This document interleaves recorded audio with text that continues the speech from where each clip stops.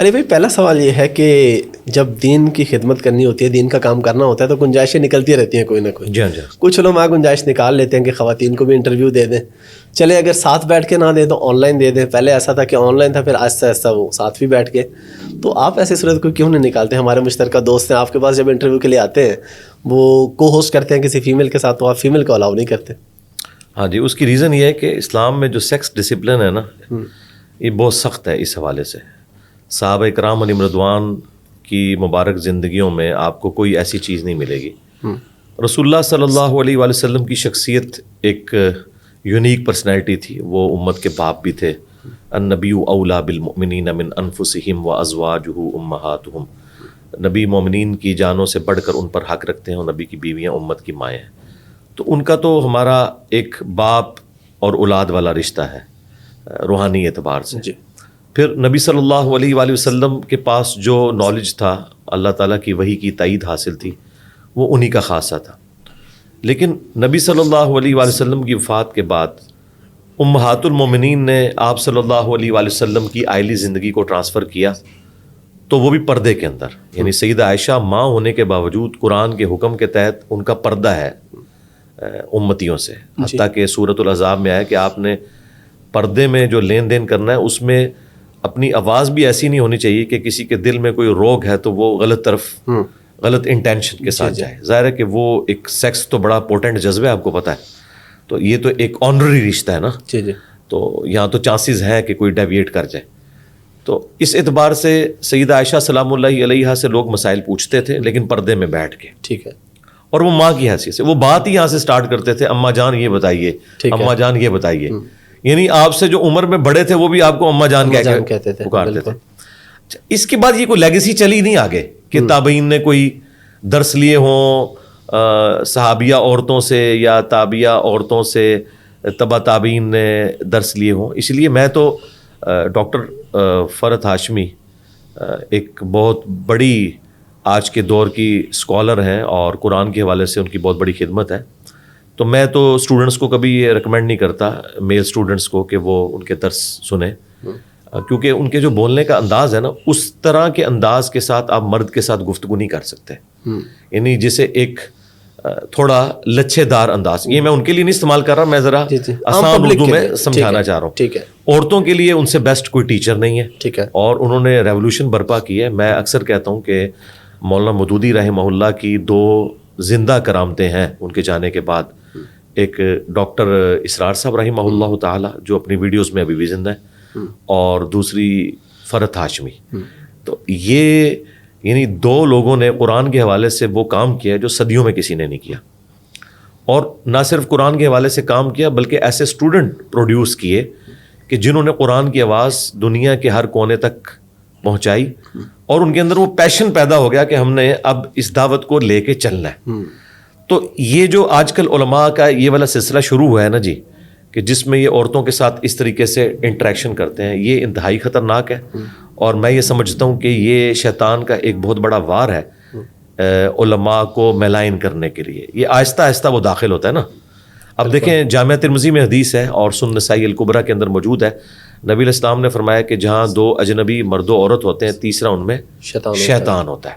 اچھا, اس میں کوئی کہہ سکتا ہے کہ یہ تو ایک بالکل کوئی ایکسٹریم لیول پہ کوئی علیحدہ ہو جائے, جہاں پہ ایک پبلک گیدرنگ ہے اس میں فرق نہیں پڑتا. لیکن بہرحال جب آپ 1-to-1 انٹریکشن کر رہے ہوتے ہیں انٹرویو میں, اور آنکھوں کا بھی انٹریکشن ہوتا ہے, تو یہی وہ چیز ہے جس کو منع کیا گیا نا سورہ النور کے اندر, کہ پہلے مومن مردوں کو حکم دیا گیا ہے کہ انہیں حکم دو اے نبی علیہ السلام اپنی نگاہوں کو نیچا رکھیں, اور مومنہ عورتوں سے کہو کہ اپنی نگاہوں کو نیچا رکھیں. یعنی مرد و عورت جو ہے یہ آپس میں اس طرح کا کوئی انٹریکشن نہیں کر سکتے نامحرم انٹرویو والا. اب دیکھیں مجھے بتائیں سورہ نور کے ہوتے ہوئے میں کس طرح یہ لوگوں کو الاؤ کروں کہ وہ قرآن کی تعلیمات کے خلاف چلتے ہوئے یہ والا معاملہ کریں انٹریکشن کا اس اعتبار سے. تو میرا خیال ہے عورتوں میں ایسے یعنی ایسی اینکرز موجود ہیں جو ان کا اچھا انٹرویو کر سکتی ہیں, تو وہ کریں اور اچھے طریقے سے اپنی بات ان تک وہ پہنچائیں. بہت اچھی بات ہے. لیکن مردوں کے ساتھ جب انٹریکشن ہوگا نا جی,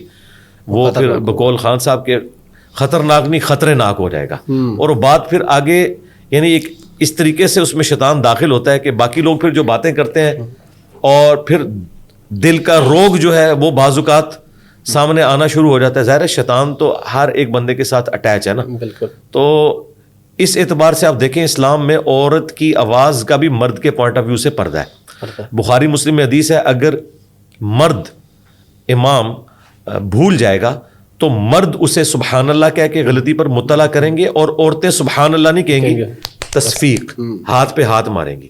اب مجھے بتائیں سبحان اللہ کہنے کی بھی ممانعت ہے, اس میں بھی آواز کا بلند کرنا عورت کے لیے مردوں کی موجودگی کے اندر یہ منع ہے. تو آپ سیکس ڈسپلن کا اندازہ لگا سکتے ہیں. فرائڈ نے تو کچھ عرصہ پہلے ہمیں بتایا نا کہ سب سے امپورٹنٹ جذبہ سیکس کا ہے, لیکن اسلام نے تو بہت عرصہ پہلے کہہ دیا زین للناس حب الشہوات من النساء. اس میں کوئی عورتوں کی تزلیل نہیں ہے, ان کے لیے آنر ہے کہ عورت اللہ تعالیٰ نے ایک اٹریکٹفل چیز بنائی ہے, اسی لیے اسے پردے کا حجاب کا حکم دیا گیا, یہ اس کے لیے آنر ہے. یعنی مرد کے ساتھ اگر اسے کمپیئر کیا جائے تو وہ اسے پازیٹیولی اس اعتبار سے دیکھے. عورت کا مطلب ہی ہے پردے کی چیز. آپ کہتے ہیں ستر عورت, مرد کی چھپانے کی چیز, تو چھپانے والی عورت کا مطلب ہی چھپانے کی چیز ہے. تو یہ عورت کے لیے آنر ہے کہ مرد اس کے لیے کما کے لاتا ہے, اسے گھر میں ایک ملکہ بنا کے رکھتا ہے.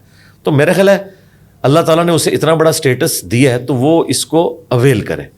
تو یہ سیکس کے پوائنٹ آف ویو سے میں سمجھتا ہوں جو اسلام کا ڈسپلن ہے نا, واقعی سیکس اتنا پورٹنٹ جذبہ ہے کہ یہ ڈسپلن ایسا ہی ہونا چاہیے تھا. میں اکثر اپنے بھائیوں سے کہتا ہوں مجھے اسلام کی دو چیزیں بڑی پسند ہیں. ایک عقیدہ توحید, توحید ایسی ہونی چاہیے تھی کہ اللہ کے سوا کوئی نہیں, ہاں نہ وہ اللہ کا کوئی قریبی ہے نہ کوئی دور کا, بس اللہ اللہ ہی ہے, تاکہ آپ گاڈ اورینٹڈ ہوں اور اللہ کے سوا ہر ایک کا ڈر آپ کے دل سے نکل جائے. اور دوسری چیز سیکس ڈسپلن, یہ اتنا غیر معمولی جذبہ ہے مرد و عورت کا کہ اس میں شیطان داخل ہو سکتا ہے. بڑے بڑے بنی اسرائیل کے عبادت گزاروں کو شیطان نے ورگلا دیا, اور سب سے بڑھ کر میں جب سورہ یوسف پڑھتا ہوں تو کانپ اٹھتا ہوں کہ اللہ تعالیٰ فرما رہا ہے کہ اس عورت نے یوسف کا قصد کیا اور یوسف بھی کر لیتا اگر اپنے رب کی برہان نہ دیکھتا. اندازہ کریں یوسف اس عورت کا قصد کرتا جو اس کی ماں تھی,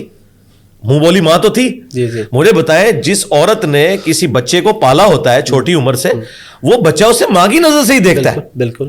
لیکن اللہ تعالیٰ فرما رہا ہے یہ اتنا غیر معمولی جذبہ ہے کہ وہ یوسف بھی قصد کر لیتا اگر اپنے رب کی برہان نہ دیکھتا. اور پھر اللہ تعالیٰ فرمایا وہ ہمارے مخلص بندوں میں سے, یعنی چوزن پیپل. بالکل. ایک ہے مخلص, اخلاص شو کرنے والا, وہ مخلص تھے. تو وہ تو مخلص تھے, باقی تو مخلص نہیں ہے. بالکل. اس لیے اس اعتبار سے انسان کو بہت احتیاط کرنی چاہیے. اور میں اس معاملے میں اپنی اس پلیٹ فارم کے اعتبار سے 3 چیزیں میں نے بالکل بین کی ہوئی ہیں. نمبر 1 دولت کا فتنہ, کوئی چندہ بک نہیں. ٹھیک ہے. نمبر 2 شہرت کا فتنہ, کوئی میں کسی ٹور پہ نہیں جاتا, کسی یونیورسٹی میں لیکچر نہیں دیتا کہ میرا اس طرح کا انٹریکشن ہو کہ کوئی اندر اس قسم کا بڑا پن پیدا ہو. بھائی جس نے دیکھنا ویڈیوز میں دیکھے, اتنی اچھی آپ بھی ریکارڈنگ کر رہے ہیں, لوگ گھروں تک بات پہنچ رہی ہے. اور تیسرا جو ہے نا وہ عورت کا فتنہ, یہ فتنہ پنجابی والا نہیں عربی والا, یعنی آزمائش. جی آزمائش. اور اگر آپ ان 3 فتنوں سے بچ جائیں, زمین و آسمان کے سارے شیاطین مل کے آپ کو ڈی ٹریک نہیں کر سکتے. یہ میرا دعویٰ ہے الحمدللہ.